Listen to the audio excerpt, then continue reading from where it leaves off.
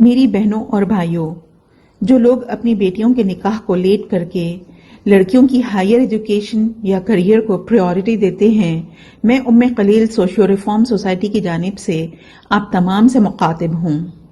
بچوں کی شادیوں کو لیٹ کر کے آپ ان پر مہربانی کر رہے ہیں یا دشمنی؟ یہ ایک اہم سوال ہے۔ لڑکیوں کی ہائر ایجوکیشن پر ایمفسائز کرنے والے دانشوروں سے آج ہزاروں نہیں بلکہ لاکھوں لڑکیاں سوال کر رہی ہیں کہ آج ان کی ایج 30 سال سے بڑھ چکی ہے، اب ان سے شادی کون کرے گا؟ کیونکہ جو بھی رشتہ آتا ہے انہیں 20 یا 22 سال کی لڑکی چاہیے۔ کل تک جہیز سب سے بڑی رکاوٹ تھی، لیکن اب میچنگ سب سے بڑی رکاوٹ بن چکی ہے۔ پہلے لڑکی اگر خوبصورت نہ بھی ہوتی تو خوب جہیز اور معیاری کھانے کی رشوت دے کر لڑکے کے ماں باپ کا منہ بند کرنا آسان تھا، لیکن اب ہائر ایجوکیشن کی وجہ سے لڑکیوں کی عمر کی میچنگ، ان کی ڈگری کی میچنگ اور پھر ان کی تنخواہوں کی میچنگ ملنا ناممکن ہو گیا ہے۔ ہماری یہ بات سن کر سو کالڈ ایجوکیٹڈ لوگ مذاق اڑاتے ہیں اور کہتے ہیں کہ میڈم آپ مولوی ملاؤں کی باتیں کر رہی ہیں، اور یہ کہتے ہیں کہ لڑکیوں کی ہائر ایجوکیشن سے قوم کی ترقی ہے۔ قوم کی ترقی سے مراد ہمارے آج کے سوڈو انٹلیکچوئلز کے ذہن میں یہ ہے کہ لڑکیاں زیادہ سے زیادہ ڈگریاں حاصل کریں، نوکریاں کریں، مردوں کے شولڈر ٹو شولڈر چلیں، امریکہ کینیڈا جا کر وہاں کوئی بھی نوکری کریں۔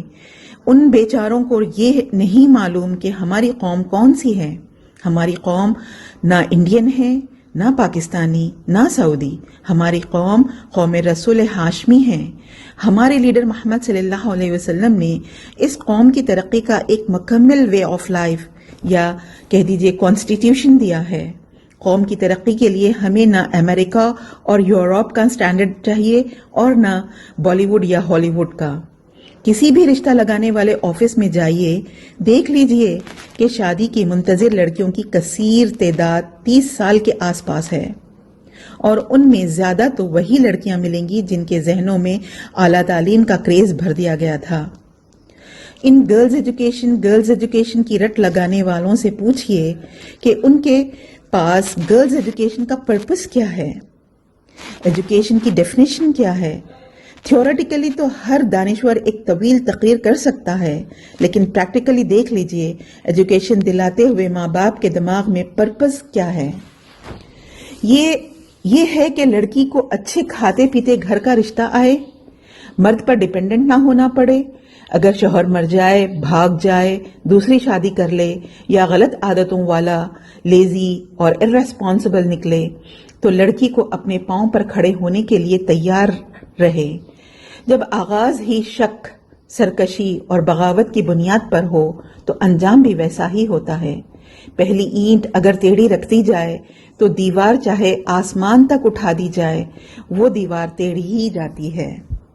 میاں بیوی کے کامیاب رشتے کی فاؤنڈیشن 4 پلرز پر کھڑی ہے۔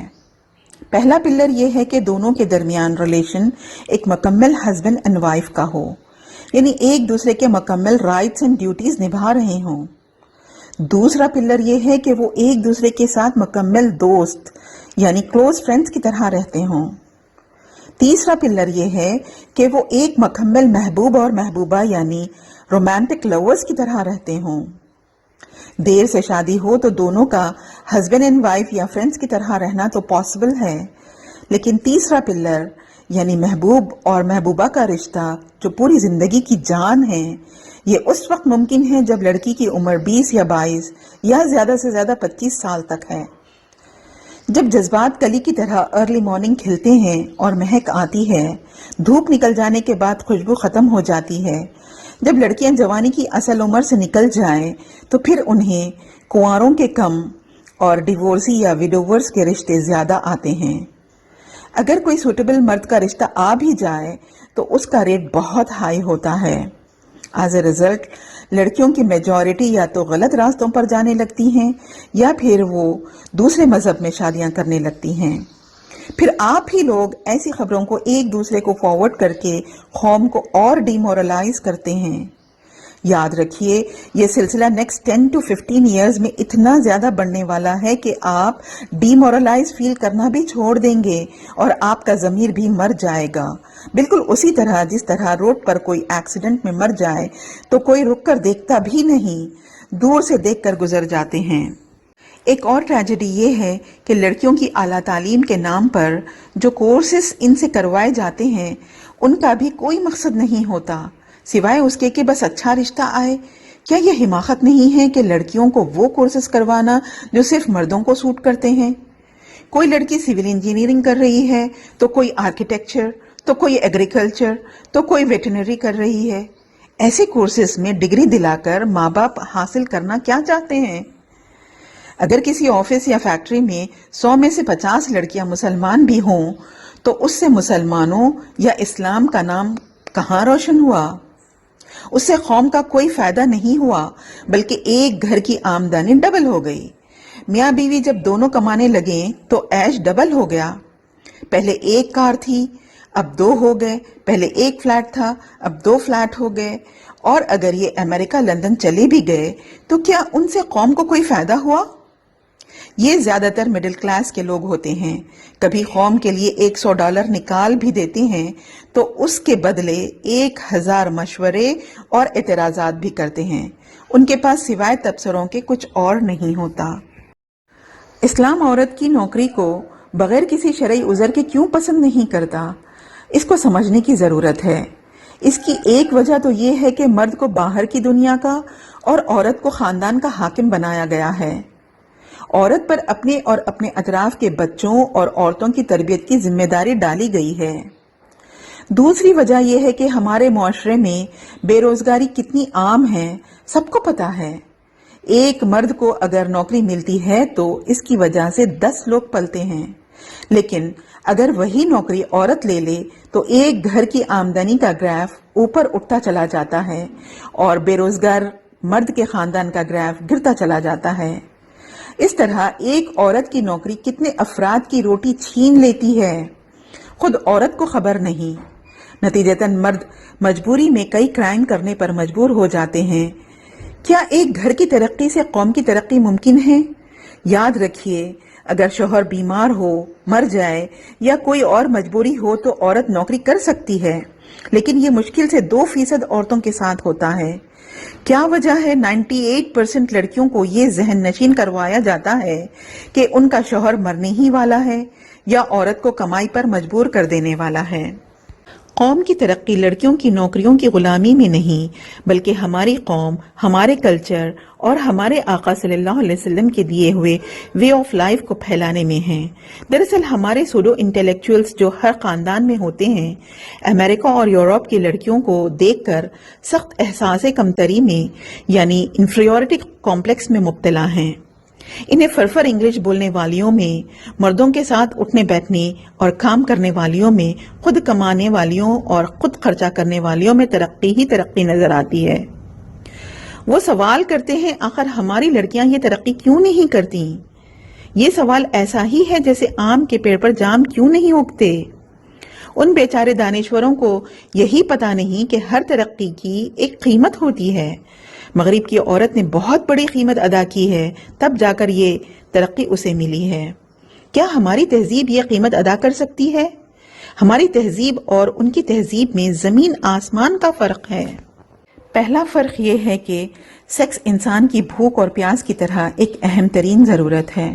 اسلام نے اس کو ایک انتہائی قابل احترام طریقے سے پورا کرنے کا پورا طریقہ دیا ہے جس میں ویمنز رائٹس کی مکمل حفاظت ہے، لیکن ویسٹ نے سیکس کی اس ضرورت کو ویسا ہی پورا کر لینے کی آزادی دے دی جیسے بھوک اور پیاس کو روڈ پر یا کسی بھی ریسٹورانٹ یا ہوٹل میں پورا کر لیتے ہیں۔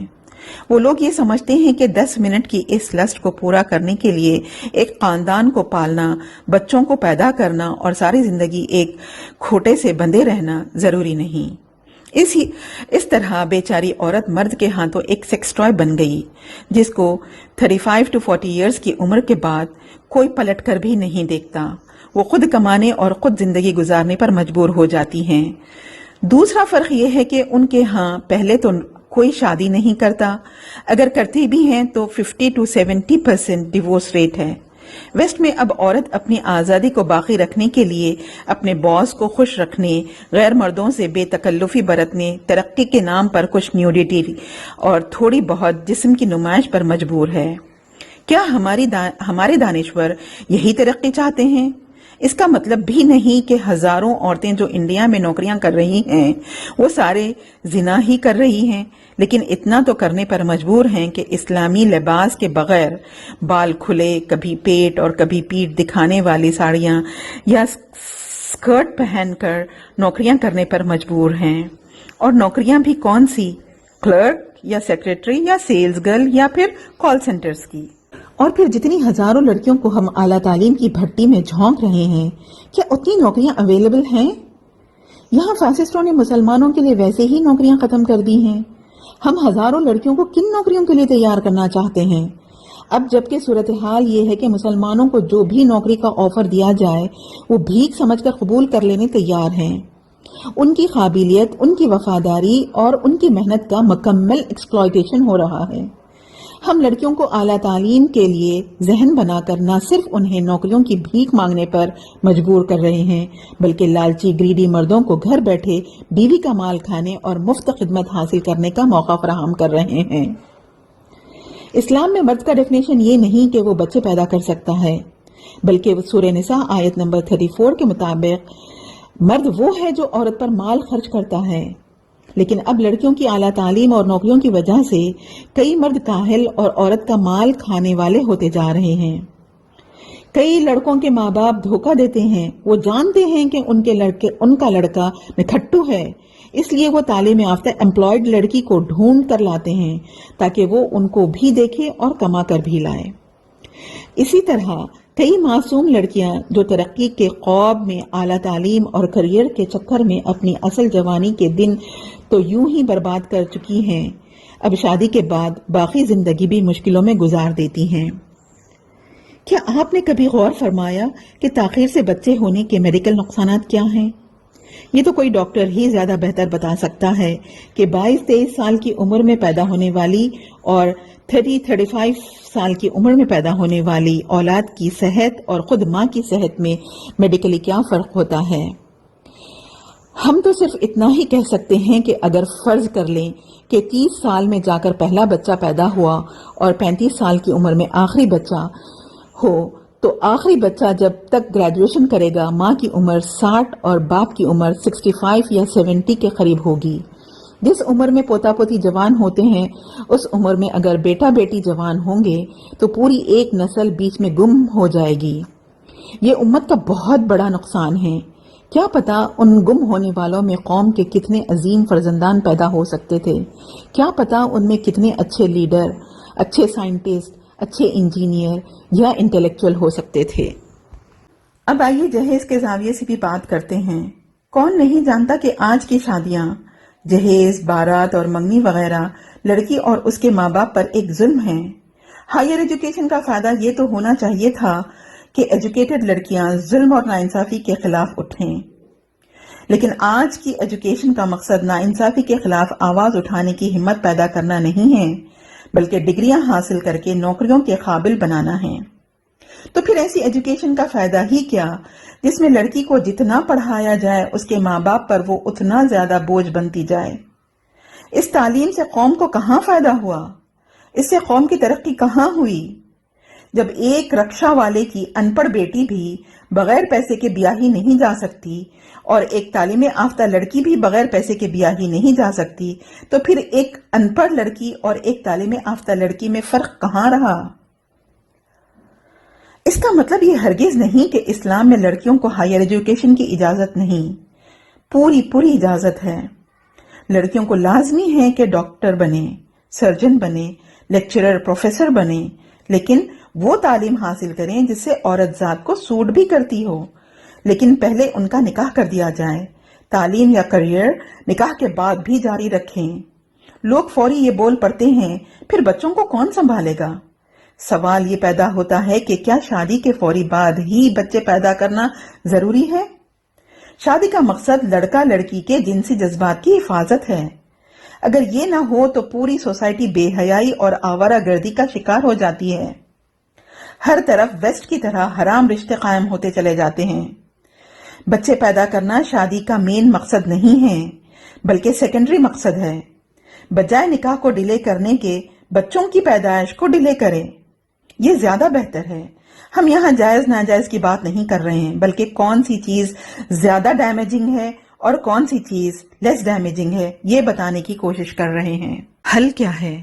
صحیح وقت پر شادی اللہ کی ایک نعمت ہے۔ زندگی میں صحیح وقت پر صحیح پیار مل جائے، جذبات سرد ہونے سے پہلے لائف پارٹنر مل جائے تو ایسا ہی ہے جیسے بھوک میں کسی انسان کو سوکھی روٹی اور دال مزہ دیتی ہے، لیکن اگر آدمی کا فالتو چیزوں سے پیٹ بھر جائے اور بعد میں اس کے سامنے بریانی بھی پیش کر دی جائے تو وہ اس میں سے کئی ڈیفیکٹس نکالتا ہے۔ اسی طرح اگر صحیح وقت پر شادی ہو جائے تو لڑکا یا لڑکی نہ خوبصورتی دیکھتے ہیں نہ پیسہ، ایک دوسرے کی باہیں ان کے لیے بہت بڑا سہارا بن جاتی ہیں۔ اس کے لیے بہترین طریقہ یہ ہے کہ بالغ ہونے کے بعد پہلے ان کی شادی کر دی جائے تاکہ نہ ان کے ذہن رومانس یا سیکس میں بہکیں اور نہ کوئی دوسرا انہیں بہکانے کی کوشش کرے۔ شادی مکمل رسول اللہ صلی اللہ علیہ وسلم کے طریقے پر ہو، یعنی نکاح گھر پر یا مسجد میں ہو، نقد مہر ادا کیا جائے، ولیمہ نبی صلی اللہ علیہ وسلم اور علی رضی اللہ تعالی عنہ کے ولیموں کی طرح انتہائی سادگی سے ہو۔ بچے فوری پیدا کرنا ضروری نہیں ہے۔ اسلام میں نہ بچے پیدا کرنے سے روکا ہے اور نہ پلاننگ کرنے سے۔ نہ کسی کو یہ حق دیا گیا کہ وہ زیادہ بچے پیدا کرنے پر زور دیں اور نہ کوئی کم بچے پیدا کرنے کی ترغیب دیں۔ کتنے بچے ہوں، کب ہوں، یہ طے کرنا میاں بیوی کا حق ہے۔ یہ فیصلہ ایک بند کمرے کا فیصلہ ہے۔ 2-4 سال بچے تاخیر سے پیدا ہوں تو کوئی قیامت نہیں آ جائے گی۔ کچھ لوگ یہ حدیث سناتے ہیں کہ رسول اللہ صلی اللہ علیہ وسلم نے فرمایا کہ میں قیامت کے دن اپنی امت کی تعداد پر فخر کروں گا۔ اس کا مطلب صرف یہ نکال لیا گیا کہ زیادہ سے زیادہ بچے پیدا کرو۔ اس حدیث کا مطلب یہ بھی تو ہوتا ہے کہ آج دنیا میں ہزاروں قومیں ہیں جو اللہ کو نہیں بلکہ جانوروں کو، گایوں کو، ہاتھی کو، سورج کو اور مٹی کے بنے ہوئے خداؤں کو پوجتی ہیں۔ ان قوموں کو اسلام میں لانا ہماری زندگی کا اصل مقصد ہے۔ اسی سے قیامت کے روز رسول اللہ صلی اللہ علیہ وسلم کا سر فخر سے اونچا ہوگا۔ بہرحال شادیوں میں منگنی، جہیز، شادی کے دن بارات کے کھانوں اور جوڑوں کی رقمیں، سانچک، پاؤمیز، جماگیوں وغیرہ پر خرچ کرنا حرام ہے۔ ایسا کرنے والے شیطان کے بھائی اور بہنیں ہیں۔ یہ پیسہ لڑکا لڑکی کی شادی کے بعد ان کے ہائر ایجوکیشن اور کریئر پر لگا دیں۔ اس سے ہماری قوم کی ترقی ہے۔ لڑکا لڑکی جوان ہوتے ہی ان کی شادی کریں، بچوں کی پلاننگ کریں، انشاءاللہ دونوں اپنے اپنے ماں باپ کے احسان مند رہیں گے، کوئی غلط راستے پر نہیں جائے گا۔ کریئر بنتے ہی دونوں کمانے لگیں گے اور دونوں 50 ایئرز کے ہونے سے پہلے امت کی ایک اور نسل جوان ہو کر سامنے آ جائے گی۔ معاشرہ ایک صحیح بنیادوں پر چل پڑے گا۔ اس کی مزید تفصیلات آپ کو ہماری کتاب نکاح یا وواہ میں مل جائیں گی۔ اسے حاصل کرنے کے لیے آپ 9959959008 پر فون یا واٹس ایپ کریں۔ جزاک اللہ خیرا کثیرا۔